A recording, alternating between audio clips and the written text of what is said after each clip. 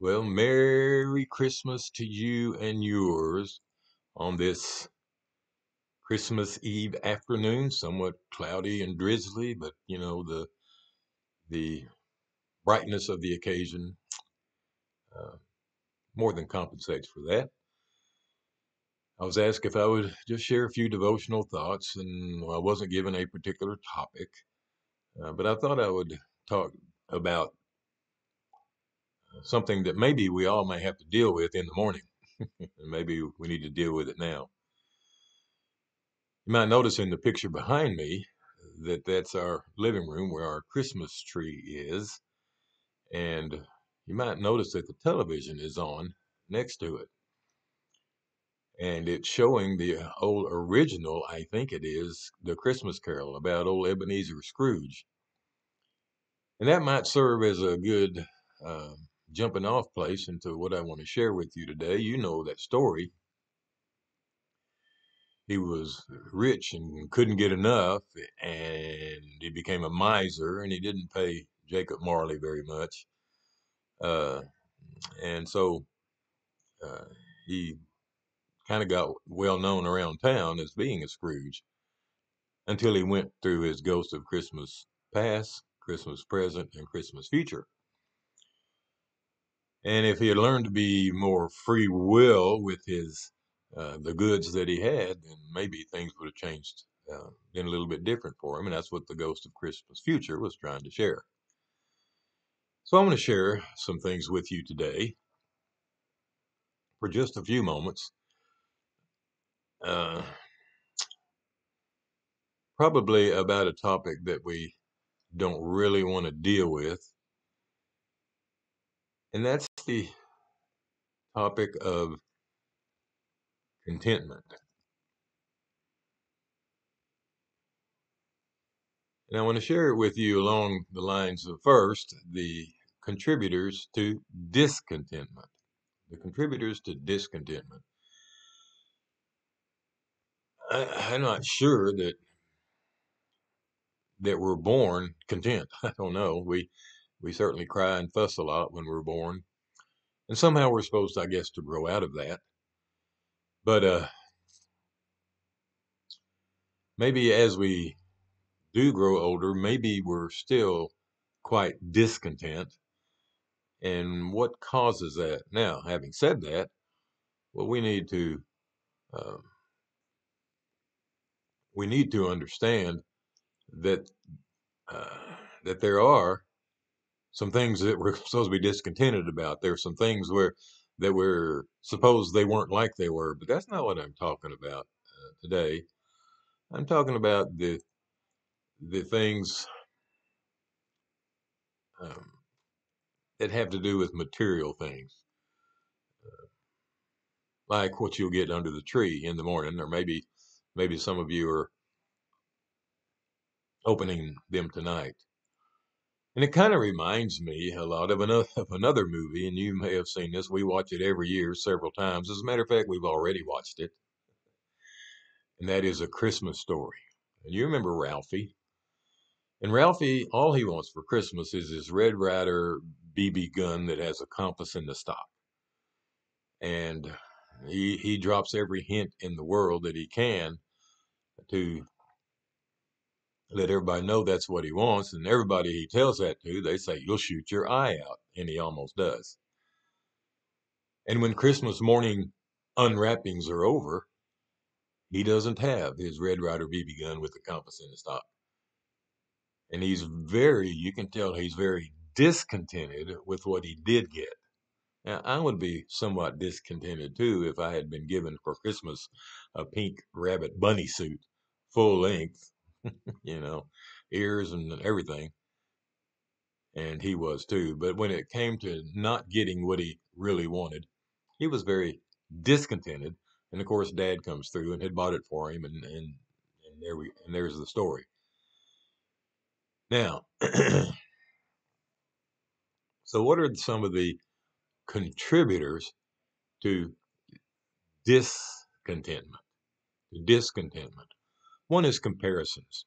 When we start comparing ourselves to other people and what they have and what we don't have, or maybe they have exactly what we would like to have, and we compare ourselves to them and become very very discontented with what we have. Even though the older car that you're driving is runs great and it gets you where you want to go and you don't have any car payments, but yet we see that other one, the one we'd like to have, and we become very discontented with it. As a matter of fact, we may find things wrong with it because we're comparing ourselves to someone else, or we're comparing our stuff that we have to the stuff other people have, and that contributes to discontentment. Also, just good old fashioned coveting and greed, of course, contributes to discontentment, wanting to have more and more and more, sometimes to the destruction of our bank accounts. We keep spending money and keep spending money and hoarding it all in. And that contributes to discontentment, that greed of having either you want, and you want, and you want to get what you want, or you want it badly, but you know you can't have it. Discontentment.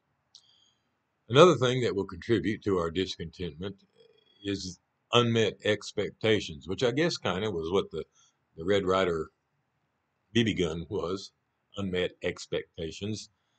But that can blossom in many different ways and in many different areas. That what we expected was not what we got, or we didn't get anything. And sometimes we build that expectation in anticipation of the time we think we're going to get it, and no one else is on the same page with you, and you don't get it. And so we're not content now. We're very discontented concerning concerning that particular item or thing or trip or whatever. Lack of gratitude. Maybe we have forgotten how to say thank you. Maybe we've forgotten to say thank you for everything we already have. You know, that's one thing that we're told in the Bible: be thankful in all circumstances, and that's a tough one. We'll talk about those in just a moment. But we forget, or we don't know how, or we're uncomfortable just saying thank you. Thank you when somebody does something really nice to us, or maybe it's just a little bit nice. But we need to say thank you. And then there's uh, this idea of seeking fulfillment in the wrong places. Seeking fulfillment in the wrong places. You know, sometimes that's what breaks a marriage up. You know, that a guy or a woman in this case thinks this other person would be the right spouse for them, and so they divorce their current spouse to go over there, and then it turns out not to be what they thought it was. Or it can apply to anything. It can apply to relationships, and it mostly applies to stuff. Once you got that thing, that object that you really really wanted, and it turned out to be not that big a deal, and it sits in the back of your closet anyway. So seeking fulfillment in the wrong places, and those are the some of the contributors to disappointment. Remember what Paul said to Timothy: but godliness with contentment is great gain. For we brought nothing into the world, and we cannot take anything out of the world. Can we say that again? We brought nothing into the world, and we cannot take anything out of the world. But if we have food and clothing, with these we will be content.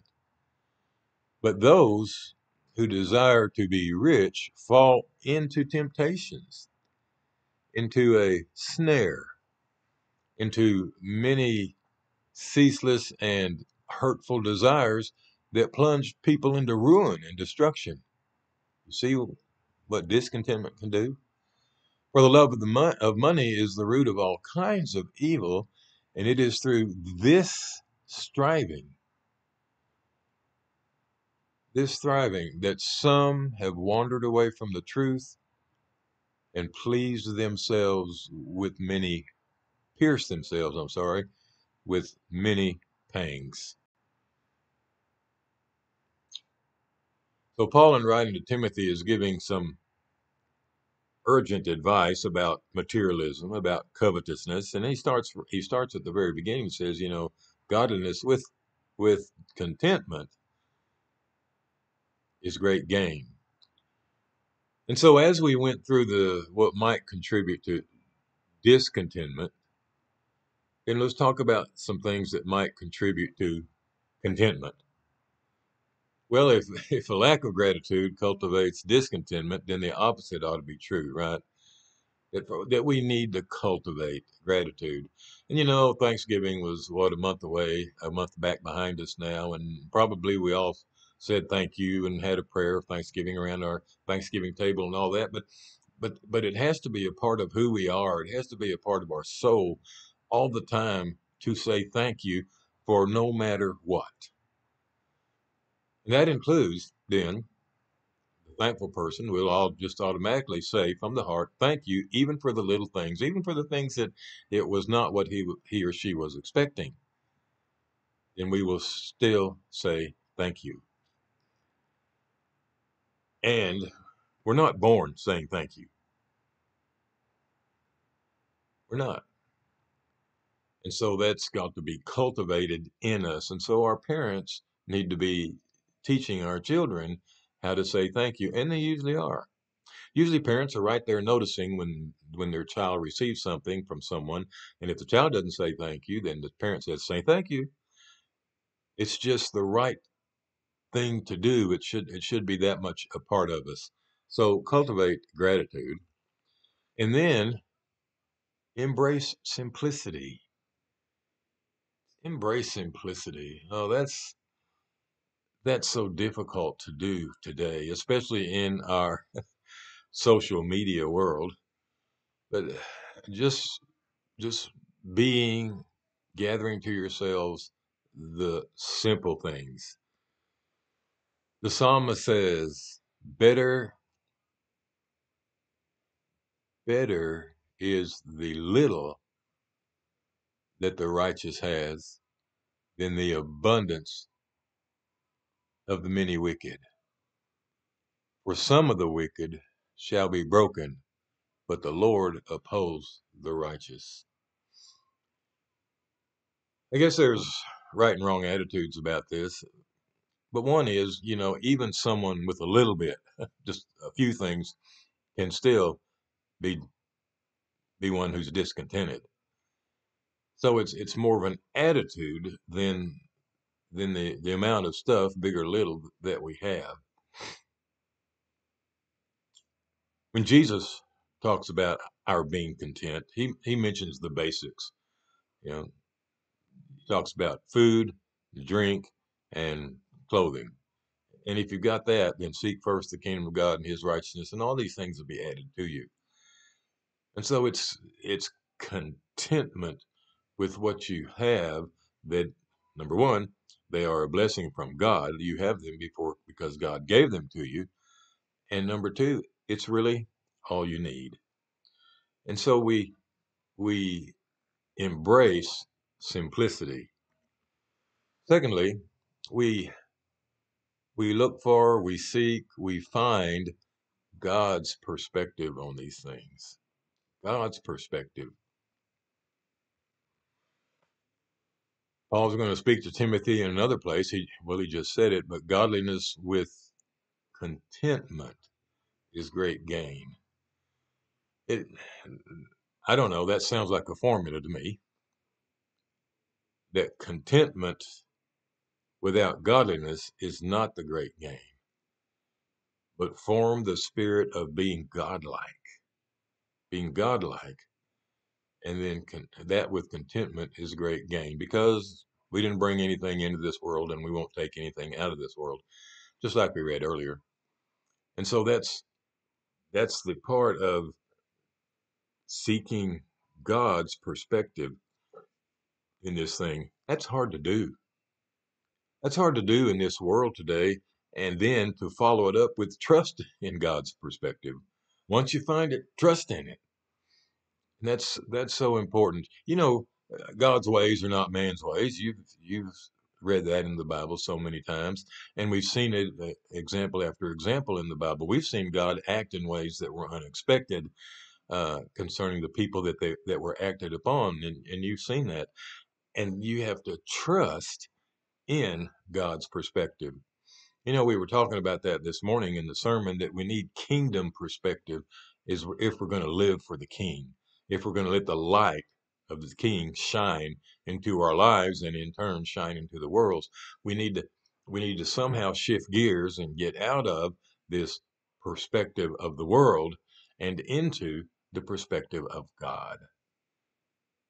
The perspective of God will include lots of things, and we're certainly not going to go through that tonight. But one perspective is a belief that God's going to take care of you.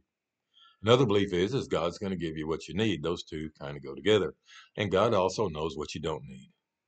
And that's where we may balk a little bit because we want the very things that God says, if I give you this, you're going to go off in the wrong direction. And there's been a lot of proof of that. So you seek God's perspective in everything, but we're talking about being content and you trust in God's perspective. The next thing is just practice it. Just practice contentment. You call that a mindset? You call that making up your mind to be content? Oh yeah, I guess that's what it is. But that's what needs to happen. You practice being content. Even in those moments when your expectation is not met, you practice being content because that's what God would want you to do. And they say practice makes perfect. That's really not right. It's perfect practice that makes perfect. So practice contentment. Paul says of himself, not that I am speaking of being in need, for I have, you got the word there? I have learned in whatever situation I am to be content. I know how to be brought low. I know how to, uh, I know how to abound in any and every circumstance. I've learned the secret of facing plenty and hunger, abundance and need. I can do all things through him who strengthens me. Sometimes we get that one verse out of context and where we think, well, we can do anything. And that's not the context in which we find it, or we find it wherever Paul was in life, whatever situation, he learned to be content, contentment. And that's an important consideration. You know, many times we buy a lesser house, anticipating buying more of a house, and we're never content about what we have. Never content about what we have, but we still want that other house or car or whatever, or maybe spouse, as we mentioned a while ago. And Paul uses the word learned. Go back to what was said earlier. I don't know how we're born, but it's not content. Okay. And we have to learn to be content. Well, if we're going to learn to be, if you learn anything, it becomes a goal, right? It's an objective of yours. I wonder if contentment is one. So be content.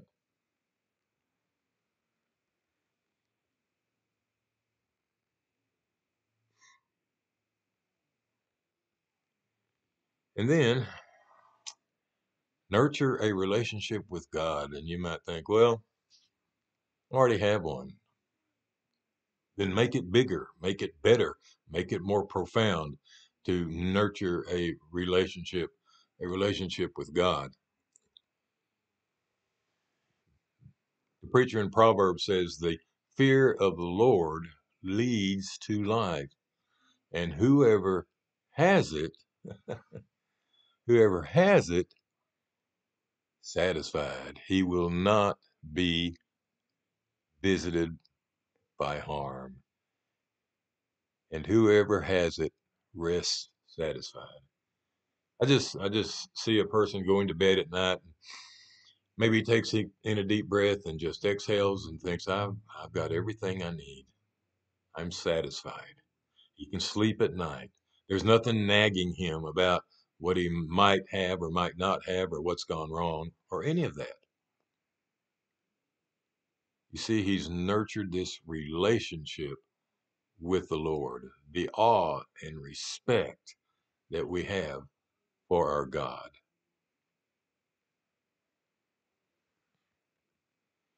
Well, that's the thought for tonight.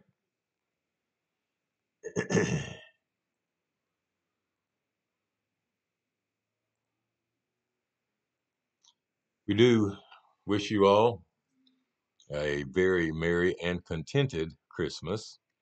You're going to open those presents in the morning if you already haven't, and you're going to be content. You're going to like what you have. You know, my wife asks me or says, I sure hope you like what I got you. Well, I know I'm going to like it because it came from her. And maybe that's the way to look at it. Look at the person who gives it instead of what you were given. Maybe that's it. But we do hope and pray that all of you have a very Merry Christmas and a very, very Happy New Year.